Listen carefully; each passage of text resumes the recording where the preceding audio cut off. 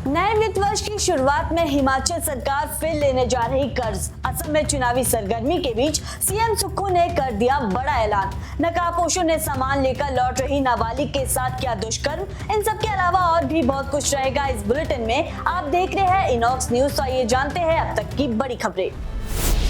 ऊना जिले के बहडाला गांव से इंसानियत को झकझोर देने वाली घटना सामने आई है। यहां एक 6 साल की प्रवासी बच्ची को महज अमरूद तोड़ने की बात पर एक पूर्व सैनिक द्वारा कथित रूप से सीढ़ियों से बांधकर बेरहमी से पीटा गया। घटना उस वक्त उजागर हुई जब मर्चेंट नेवी के कैप्टन रोहित जसवाल मौके से गुजर रहे थे। उन्होंने साहस दिखाते हुए बच्ची को छुड़ाया और तुरंत पुलिस और चाइल्ड हेल्पलाइन को सूचना दी। पुलिस ने आरोपी के खिलाफ मामला दर्ज कर जाँच शुरू कर दी है। वहीं अधिकारियों ने भरोसा दिलाया है कि दोषी के खिलाफ सख्त कार्रवाई की जाएगी। असम में चुनावी सरगर्मी के बीच हिमाचल प्रदेश के मुख्यमंत्री सुखविंदर सिंह सुक्खू ने गुवाहाटी में बीजेपी सरकार पर तीखा हमला बोला। उन्होंने अडानी पावर के साथ हुए 6000 मेगावाट के समझौते को जनता के हितों के खिलाफ बताते हुए इसकी जांच की मांग की। वहीं सीएम सुक्खू ने हिमाचल मॉडल का जिक्र करते हुए बताया कि राज्य में मुफ्त बिजली, बढ़ी हुई एमएसपी और पुरानी पेंशन योजना जैसी जन कल्याणकारी योजनाएं लागू है। वहीं कांग्रेस नेता राहुल गांधी का हवाला देते हुए उन्होंने कहा कि सत्ता में आने पर ऐसे सभी मामलों की जाँच की जाएगी। हमीरपुर जिले में पुलिस ने देह व्यापार के एक बड़े मामले का खुलासा किया है। शिमला बटौर नेशनल हाईवे के पास टियालेदा घाट स्थित एक होटल में छापेमारी के दौरान 3 महिलाओं को बरामद कर संरक्षण में लिया गया। पुलिस को लंबे समय से यहां संदिग्ध गतिविधियों की सूचना मिल रही थी, जिसके बाद योजनाबद्ध तरीके से कार्रवाई की गई। प्रारंभिक जाँच में अनैतिक गतिविधियों के संकेत मिले हैं। मामले में होटल संचालक पृथ्वीचंद और कश्मीर सिंह के खिलाफ केस दर्ज कर लिया गया है। वहीं पुलिस अब पूरे नेटवर्क की जाँच में जुटी है और अन्य लोगों की पहचान भी की जा रही है। हिमाचल प्रदेश में आगामी शहरी निकायों को लेकर बड़ी खबर सामने आई है। इस बार ऊना, बद्दी और हमीरपुर नगर निगम सहित 18 नगर परिषदों और नगर पंचायतों में चुनाव नहीं होंगे। राज्य निर्वाचन आयोग ने इस संबंध में जिला उपायुक्तों को निर्देश जारी कर दिए हैं। जानकारी के मुताबिक प्रदेश में 73 में से 54 शहरी निकायों के लिए आरक्षण रोस्टर जारी हो चुका है, जबकि नए बने निकायों में चुनाव फिलहाल टाल दिए गए हैं।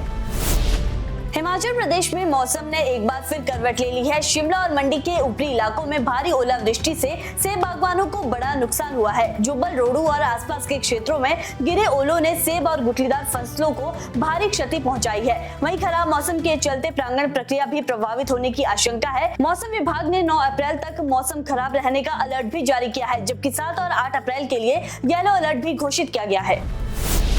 ऊना जिले के हरोली क्षेत्र में 6ठी कक्षा की छात्रा से सामूहिक दुष्कर्म का मामला सामने आया है। घटना 3 अप्रैल की है, जब सामान लेकर लौट रही पीड़िता को मुख्य आरोपी कुश ने 4 नकाबपोशों की मदद से अगवा किया और ट्यूबवेल के कमरे में रात भर बंधक बनाकर दरिंदगी की। अगले दिन किसी तरह आरोपियों के चंगुल से छूटी पीड़िता ने अपने पिता को आपबीती सुनाई, जिसके बाद परिजनों को भी जान से मारने की धमकियां दी गई। डीएसपी मोहन रावत के अनुसार पुलिस ने पॉक्सो एक्ट के तहत मामला दर्ज कर लिया है और पीड़िता का मेडिकल करवाने के साथ ही आरोपियों की गिरफ्तारी के लिए छापेमारी भी शुरू कर दी है।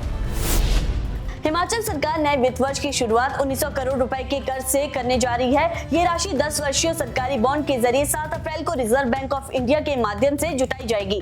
राज्य पर कुल कर्ज पहले ही 1,10,000 करोड़ रुपए के पार पहुंच चुका है, जिससे वित्तीय दबाव लगातार बढ़ रहा है। हर महीने वेतन और पेंशन पर भारी खर्च भी सरकार के लिए चुनौती बना हुआ है। विशेषज्ञ मान रहे हैं कि कर्ज का ये बढ़ता पहाड़ आने वाले समय में और बड़ी चुनौती बन सकता है।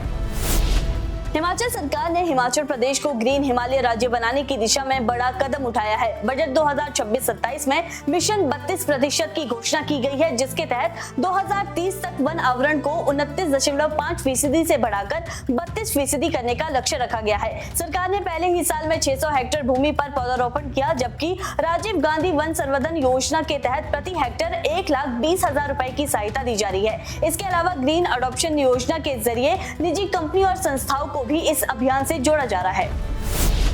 हिमाचल सरकार ने रोपवे नियम 2026 में संशोधन करते हुए किराया तय करने का अधिकार अब प्रमोटर्स को दे दिया है। हालांकि इसकी जानकारी संबंधित प्राधिकरण को देना अनिवार्य होगा।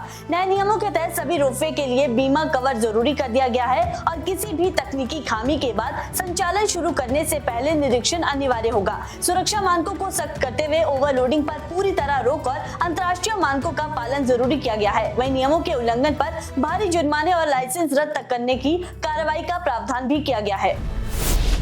स्कूल शिक्षा बोर्ड ने परीक्षा मूल्यांकन को लेकर सख्त कदम उठाया है। बोर्ड ने साफ कर दिया है कि अगर रिवैल्यूएशन में किसी छात्र के अंकों में 15 से 20 अंकों तक की बढ़ोतरी पाई जाती है तो संबंधित शिक्षक के खिलाफ कड़ी कार्रवाई होगी। बोर्ड का ये फैसला लगातार बढ़ रहे रिवैल्यूएशन के आवेदनों को देखते हुए लिया गया है, क्योंकि इससे मूल्यांकन प्रक्रिया की पारदर्शिता पर सवाल उठ रहे हैं। वहीं बोर्ड अध्यक्ष डॉक्टर राजेश शर्मा ने बताया कि इस बार मूल्यांकन प्रक्रिया पूरी तरह पारदर्शी और निगरानी में रखी जा रही है।